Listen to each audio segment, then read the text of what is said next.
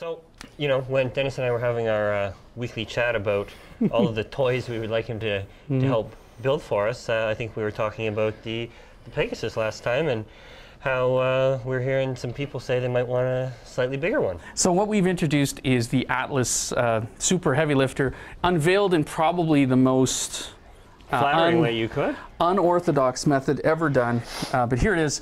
And this is obviously the heavy lifter. So if you're one of our Pegasus users, so that nice move there, Patrick. Or if you're like Ray Roman and you want to do chin-ups off your slider at night, now you've got one that can handle it. Actually, your whole family could do chin-ups off this. So this is the heavy lifter, which again uses the same bearing system. So it's very smooth. And you can see this is the 5/8 material that the current Pegasus. Check that out side by side. You can see just how huge of a difference it is. This system and all the systems, the Pegasus Heavy Lifter and the Atlas, are really designed for super rapid deployment. And again, it's guys like these guys who really push, shooters like yourselves out there. Well, I mean, the biggest thing is that, you know, in a lot of our shoots, we don't really have time to do things 5, 6, 10 plus times. I mean, we really like to keep our events real. And when we're doing commercial shoots, you know, I was telling you a couple weeks ago, we were in Maui, and we drove up to Haleakala at 3 a.m. and we've got, you know, sunrise for 15 minutes, and we don't have a chance to go back the next day. We've got a lot of shots we want to do. So, you know, having the linear tracking system there, as opposed to a slider, it doesn't slide. Conventional sense, no, it tracks. Meant that we could line up our shots and we could get them right the first time.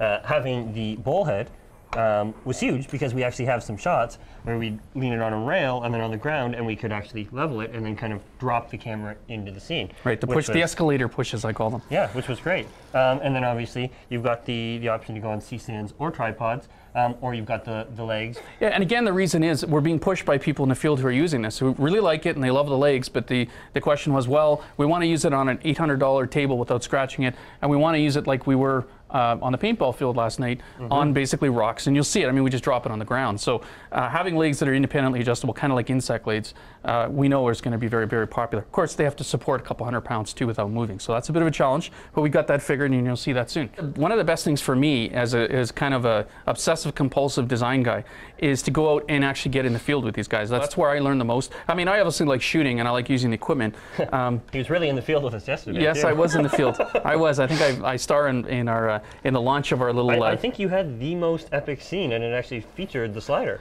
It did. I mean, that was just such beautiful acting. You kind of pushed it across the battlefield. You know, I practiced. Of, like, impending doom. I went to actor school to do that. And another thing that you mentioned in terms of modularity is one of the things. These are incredibly smooth, but there's a little bit of a higher noise level associated with it. So on set where people are getting audio, one of the big things for us is to make it quieter. So we actually have a bearing option here that is virtually silent.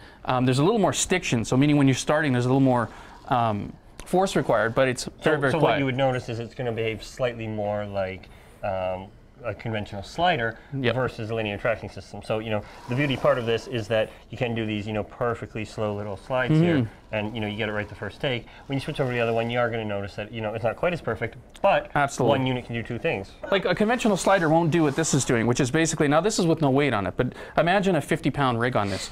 Even a slight decline is going to get this thing going on its own. It's going to be perfectly smooth. So what's really cool is if you do a very slight decline, you can actually do a time lapse and have the camera slowly come down. You get some incredible stuff. So yeah, if you do have a bit of a decline, I mean, what you would typically do is you would level your camera, set this up on a bit of a decline, and basically just let it go.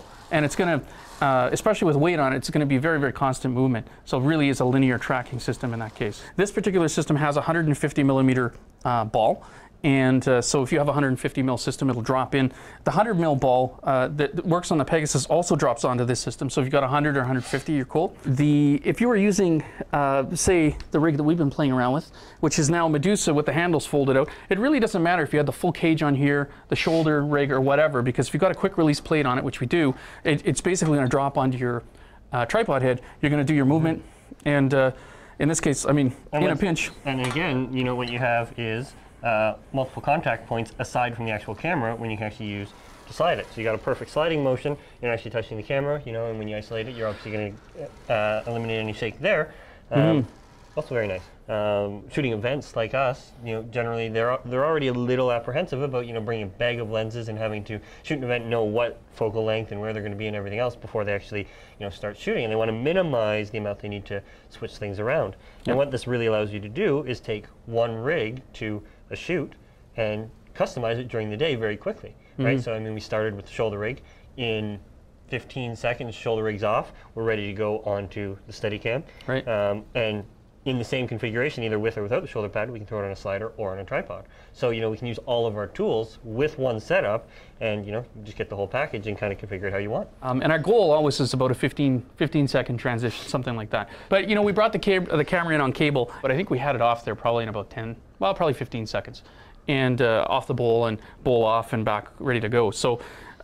What you don't know about, and what you haven't seen, and what the rest of the world will find out about, is the carbon fiber jib system, which also is designed to integrate with this in about 15 seconds. But I'm not saying anything else about that.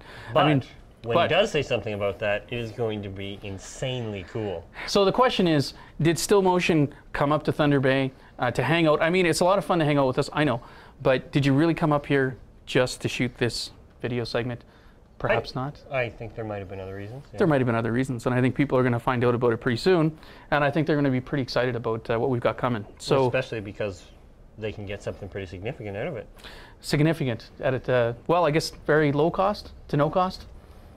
For them, not for you. No, not for us. But it's going to be fun. It's going to be fun. If that's not cryptic enough for you, I don't know what is. But this is this would probably conclude one of the most interactive, perhaps, Video University session shot on this very exciting white sight.